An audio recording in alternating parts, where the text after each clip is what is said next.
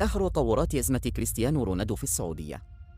أثار تصرف النجم كريستيانو رونالدو في مباراة النصر والهلال ضمن منافسات الجولة 25 من بطولة الدوري السعودي لموسم من 2023 إلى 2022، والتي انتهت بفوز الزعيم بثنائية نظيفة اختلاف كبير. تعرض الدون لخسارة مفاجئة أمام نظيره الهلال بهدفين دون رد، حيث أهدر العالمي 3 نقاط، همة في صراعه على صدارة جدول ترتيب الدوري السعودي. محامية سعودية تصف تصرف رونالدو بالي للجنحة القانونية.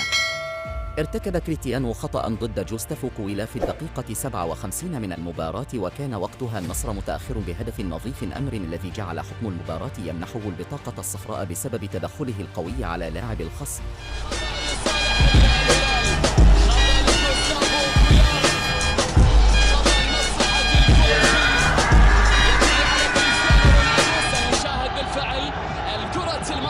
كانت بين غوستافو كويلار وكريستيانو رونالدو.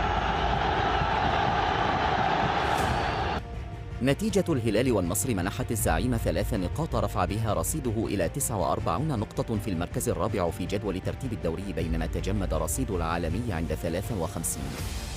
فرط العالمي في فرصة تصدر جدول الترتيب بالتساوي مع اتحاد جدة الذي لديه 56 نقطة، لكن الآن يملك العميد فرصة توسيع الفارق إلى 6 نقاط في حال انتصر على الشباب في المباراة.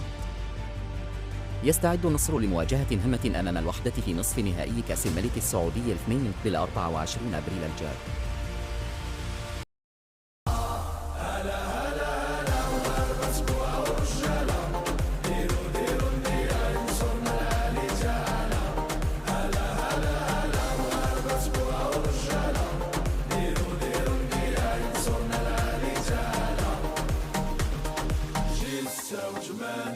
الغربة فرحانين، زاكي وبودربالة خيري داير